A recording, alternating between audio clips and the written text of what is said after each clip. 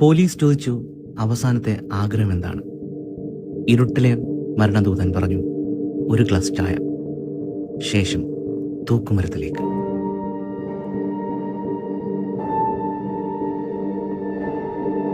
സംസ്ഥാനത്ത് അവസാനമായി വധശിക്ഷ നടപ്പായിട്ട് ജൂലൈ 6-ന് 33 വർഷം പൂർത്തിയാകുന്നു.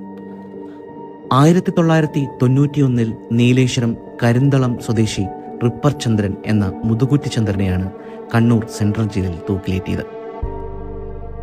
ആരാച്ചാരുടെ അഭാവത്തിനാൽ തൂക്കിലേറ്റിയത് അന്നത്തെ ജയിൽ സൂപ്രണ്ട് NB കരുണാകരനാണ്. പിന്നീട് സംസ്ഥാനത്ത് വധശിക്ഷ നടന്നിട്ടില്ല. കോടതി വധശിക്ഷ വിധിച്ച 39 പേർ സംസ്ഥാനത്തെ സെൻട്രൽ ജയിലുകളുണ്ട്.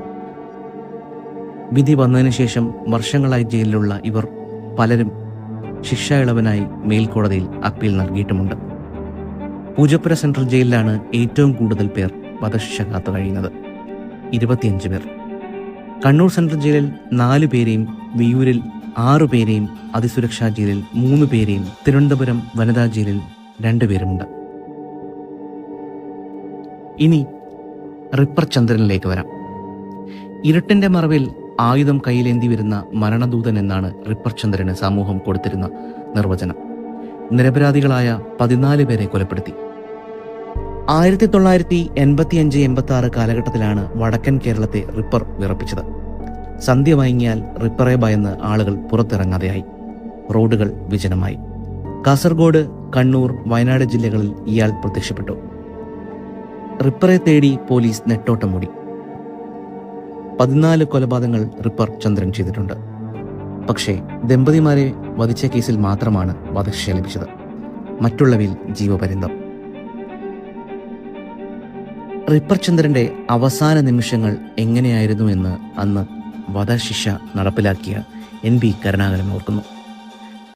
ശിക്ഷ നടപ്പാക്കും മുമ്പ് അവസാനത്തെ ആഗ്രഹം എന്തെങ്കിലും ഉണ്ടോ എന്ന് ചോദിച്ചപ്പോൾ ഒന്നുമില്ല എന്ന് ചന്ദ്രൻ പറഞ്ഞതായി കരുണാകരൻ ഓർക്കുന്നു. വിധി നടപ്പാക്കാൻ പോവുകയാണെന്ന് അറിയിച്ചപ്പോൾ ചായ ആവശ്യപ്പെട്ടു.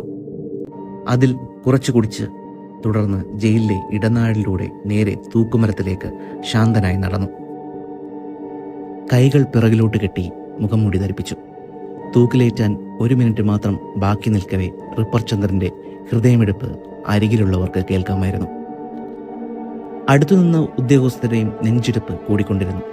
ആരും പരസ്പരം നോക്കുക പോലും ചെയ്തില്ല. കോടതി വിധി നടപ്പാക്കാൻ പോകുകയാണ് എന്ന് സൂപ്രണ്ട് പറഞ്ഞു. പതിഞ്ഞ സ്വരത്തിൽ ചന്ദ്രൻ പറഞ്ഞു, ഞാൻ തയ്യാറാണ് സർ. ഇതായിരുന്നു ചന്ദ്രന്റെ അവസാന വാക്കുകൾ. ചന്ദ്രന്റെ മൃതദേഹം ഏറ്റുവാങ്ങാൻ പോലും ആരും വന്നില്ല. നാട്ടിൽ കൊണ്ടുപോയാൽ എതിർപ്പുകൾ ഉണ്ടാകുമെന്ന് ഭയന്ന് സഹോദരൻ ആ കാര്യം ജയിൽ സൂപ്രണ്ടിനെ അറിയിച്ചു.